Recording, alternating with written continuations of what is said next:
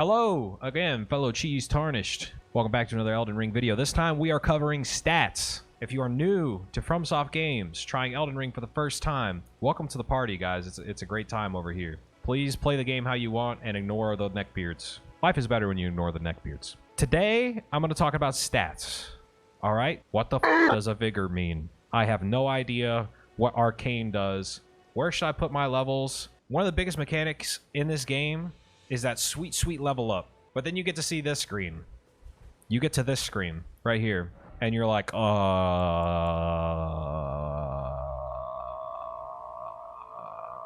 There's a lot to look at here. It's overwhelming. I understand. The game doesn't always do a great job of explaining it. But if you want to get more out of your time spent into this game, if you want to go further on fewer levels, if you want to have more fun, deal more damage, do better against the bosses, understanding stats is the key to a lot of that. Now, before I continue with this, please understand these are all suggestions. You can play the game any way you want. Another thing that leveling up your character properly and putting your stats in properly does for you is it kind of like unlocks the end game content. Because at the beginning of the game, you could throw a couple points into strength and decide, you know what, I want to throw a couple points in dex too. And this and that, and then all of a sudden you've got like pretty even stats off the board. And that might not hurt you right up front, especially if you're upgrading your weapons. You know, you're getting a lot of base damage from your weapon upgrades, things like that. You might not notice the impact that you're having on your character. And then you get to the late game and you're like, all of a sudden, I don't do any damage anymore. All these enemies are too hard. What the heck is this? You didn't put your stats in a way that, you know, effectively prepared you for the end game content, right? But first, the basics. In this game, when you first spawn into the game, you will not be able to level up until you reach this waypoint right here. The Gatefront Lost Grace. It's right here on the map. It's not very far. You can follow the path north. Just walk along. It's one of the first checkpoints that you'll run into. You'll talk to your new maiden, and you'll get the ability to level up. So, very basic stuff. That's how you get there. But what do each of the stats do? When I say stats, it's important to denote, you know, I'm kind of using stats as a shorthand for attribute points. But your actual stats are the things above me. Your base stats, defensive power, attack power, and your body stats, which are like these kind of defensive passive things that hang out in the background and determine how quickly certain things in-game affect you. For the attribute points, we'll start with that. Vigor is your attribute that governs HP. The more points you put into this, the more HP you'll have. Your mind attribute points govern how much FP you have in the game. It governs your mana, right? Easy peasy. Endurance governs two things. It governs your stamina, which is your bar, your green bar that decides how much you can roll. Press R1, whatever. It also governs your max equip load, which tells you how much heavy shit you can put on your character before you get so heavy that it slows you down, right? For the equip load, it actually tells you in this game when you're looking at your equipment screen whether you have a heavy roll, or a heavy load, medium load, or light load. Okay, so that's endurance. It's your green bar, your stamina bar, your equip load, and it affects robustness, which tells you how much bleed you can take, as well as frostbite. These three stats right here, some people call them bar stats. They affect your bars, right? I like to think of them as, you know, kind of like the balancing stats. You know, like you have to have your damage stat, which is somewhere in these bottom five: strength, dexterity, intelligence, faith, arcane. These are going to affect your damage scalings, right? Whereas these three at the top are, you know, how much resources you have, basically. Strength is a required attribute to wield heavy weapons. So the big swords in the game require more strength. Makes sense, right? It also boosts the attack power of weapons that scale with strength. So the big weapons that do the big whack make big damage, give you more damage the more strength you have. It also affects your physical defense. So you'll see the defense power above me. Strength gives you slight bonuses to your physical defense stat. Dexterity is your attribute required to wield your, what the game calls advanced armaments. Basically, small weapons, right? The dexterous, nimble, a lot of them deal bleed damage. You know, slashing type weapons, or stabby type weapons. The little guys. The dexterity increases the damage that you do with these weapons generally. Any weapon that scales with dexterity. Dexterity also has a second benefit, kind of like strength has that little added benefit of giving you more physical defense power. Dexterity has an added benefit of increasing your casting time. So, if you're planning on playing a character that likes to cast spells, consider putting some points into dexterity to increase your cast time as well. Oh, and in this game, I almost forgot this, it makes it harder for you to be knocked off your horse, too. So there's 3 bonus stats that come with dexterity. Cast speed, fall damage reduction, and makes it harder to be knocked off your horse. Intelligence is an attribute that's required to perform sorceries. It also boosts magic power of any weapons that scale with intelligence. And it improves your magic resistance. So the more intelligence you have, the less damage you take from magic. Faith is very similar to an intelligence, but instead of scaling with your sorceries, it scales off your incantations, or your faith spells in this game. In previous games, they were called miracles. Arcane is similar to luck in previous games. It's a stat that affects the drop rate for items. It also affects your holy defense. It also slightly affects vitality, which is a stat above me here. Another defensive stat we'll talk about in a second. And certain sorceries and incantations scale off of Arcane as well. Arcane has its own type of weapon that scales off of Arcane. It's called occult weapons. Something important to note, these weapons will also prevent skeletons from reviving. So it's a nice little added benefit there. Okay, so we cover the attribute points and basically what they do. I do want to take a brief kind of side jaunt here to talk about the body stats, just so you understand them. But we won't talk about them very long because there really isn't that much to them. So immunity increases your resistance to poisons and blights, like the rot that happens in Caelid. Whenever you get to that, your defense against that is increased when your immunity is increased. Your robustness is your resistance to bleeding and frostbite. These are all statuses that can be built up in the game by, you know, certain attacks, things like that. Focus is resistance to sleep and madness, and vitality is your resistance to the death status. The death status causes death. And the defensive stats up here, other defensive stats, your defense power. Physical is your resistance to physical attacks. He throw a big rock at you. How much do it hurt? Magic, fire, lightning, and holy. You know, these are the stats that govern your defense against these type of different attacks. Your max equip load. How much heavy shit you can put on your character before you get so heavy that it slows you down, right? Poise, we talked about discovery. That's increased by Arcane, and it determines, you know, your likelihood to get drops. Poise is actually a measure of how much damage you can take, and depending upon the weight of the weapon that somebody is attacking you with, your poise will determine whether or not that sends your character into a stagger state where you can't do anything, or whether you can just tank the hit. If you have higher poise, you can take more hits, or tank heavier hits, rather. Basically allows you to not care. If you haven't noticed already, some of these things kind of balance each other out. They're kind of self-explanatory. For instance, if you want to build a character with high strength, you need endurance to be able to wield your heavy strength weapons, right? And it also gives you poise, which is great for strength because you can ignore the little slashy attack that's attacking you and just hit him with a big fucking club. So I mentioned these top 3 were like the bar stats, right? These bottom 5 are the only things that will scale, right? There will be no weapons in the game that will scale off of your vigor, or your mind, or your endurance. How much damage you deal with a weapon is a direct result of the weapon's base damage, plus what you get from the scaling, right? So, for instance, I have a katana that scales with intelligence. So the magic damage of that weapon will increase as my intelligence increases. The physical damage of that weapon will not increase as my intelligence increases. The physical damage of the weapon scales with dexterity. So that's an important thing to know. The physical damage of a weapon will always scale with strength or dexterity, typically, not with intelligence, faith, or arcane. So now we cover what everything does. The scary giant information dump part of this video is over. The hardest part's over, all right? And most of these are pretty self-explanatory anyways.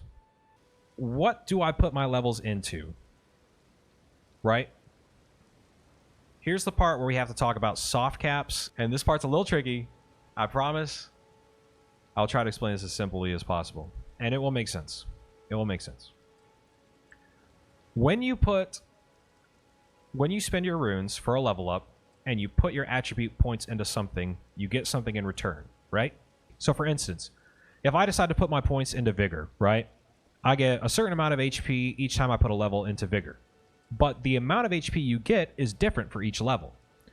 And it'll show you before you put your point in. I unfortunately don't have enough runes to do it right now, but if I were to, slide it over and preview what the point would give me, it will tell you over here how that point, that invested point, will affect your stats. So you can actually see that for yourself. But players have figured out what these soft caps are. So for instance, for Vigor, you get a lot less points from your level after 60. I believe you only get like +5 health for each point you put into Vigor beyond level 60. So it's the concept of diminishing returns. At some point you want to consider to stop investing your points into a certain attribute because you just don't get very much beyond a certain level. And that encourages you to make a more balanced build. And by the way, when I say balanced, I don't mean leveling all stats equally. I mean picking a few stats and leveling them. What are the soft caps? I've actually made a handy reference. I put it in my Discord that has all of the current soft caps that people have been, finding. There's been some researchers doing it on Reddit, just looking and seeing how much points you get from each level, right? And people have figured out, that you should stop leveling certain things at some point.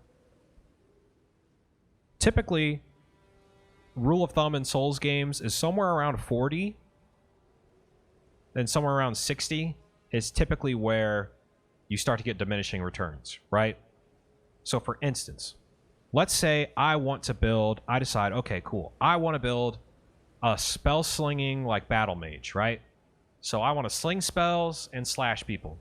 So currently I'm building an intelligence and dexterity build. I'm focusing on intelligence as my first stat, and I'm going to put dexterity as my second damage stat, right?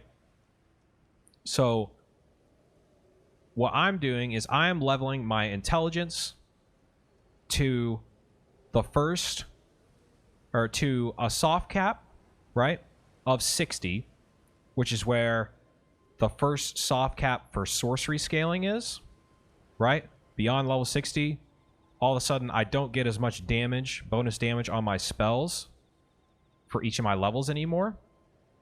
So I'm planning on leveling my intelligence to 60 first, focusing on that, and then I will be leveling my dexterity higher up to get more physical damage on the weapons that I use. Now, you can't just hyper-focus on damage. I mean, you can. It's really up to you. And you can respec into the game too, so you can't ruin it too hard. It's really up to you what you put, what you do with your levels. But I would recommend picking one damage stat to start, focusing on making sure you get a few levels into that whenever you can, and then balancing that out with whatever other stats you need and vigor. Most people will want a good chunk of a health bar, especially if you're new. Just put a few points into vigor. If you have 2 levels, I will very commonly just do, say I'm doing a dex build, I'll put 1 into vigor, 1 into dex. There you go. And every once in a while, I'll put a few ticks up of endurance so that I make sure that I have enough green bar to whack my shit, right? It's really that simple. And then you stop once you hit somewhere in the 40 to 60 range. And either consider, at that point, do I want to go all in and try and hit the highest soft cap, which for attack rating on strength and dex is 80, and for attack rating on int, faith, and arcane, it's 80. So like, say you're going all in on a build, right? I just want to be intelligence. I just want to get my damage from that. You can have 80 intelligence and then 40 vigor, right? And then the rest doesn't really matter as much. Or 80 dexterity and 40 vigor, and the rest doesn't really matter as much. If you're going with intelligence, then you're going to need a little bit of dexterity and at least some mind so that you have enough bar to cast your spells. And the dexterity is so that you can cast your spells quicker, right? But do you see how that once you understand how soft caps work, the stats kind of work themselves out, if that makes sense, right?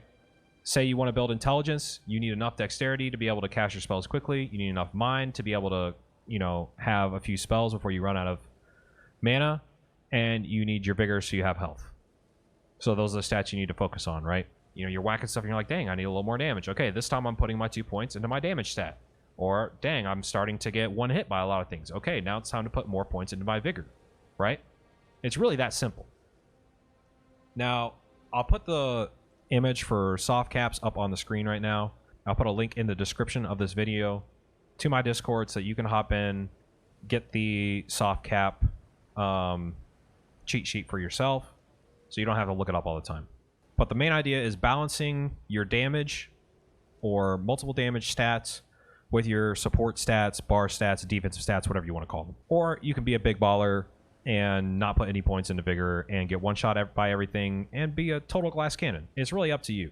You can't fuck it up that bad, and you can respec later. Respec meaning reset all your stats and put them into different things. So if you're more focused on just wielding an intelligence weapon and you don't want to cast spells as much, maybe you don't really care to put points into mind, you'd rather put points into other things, or perhaps intelligence is just a secondary stat for you. You're like a strength build and you want a little bit of intelligence to maybe cast a few spells or get some bonus magic damage from the weapon that you're using that scales off of intelligence as well as strength. You want to pay attention to the attack rating soft caps then, because at level 20, 50, and 80, as you go forward, you start to get diminishing returns in the amount of bonus damage on your weapon that scales with X stat, right?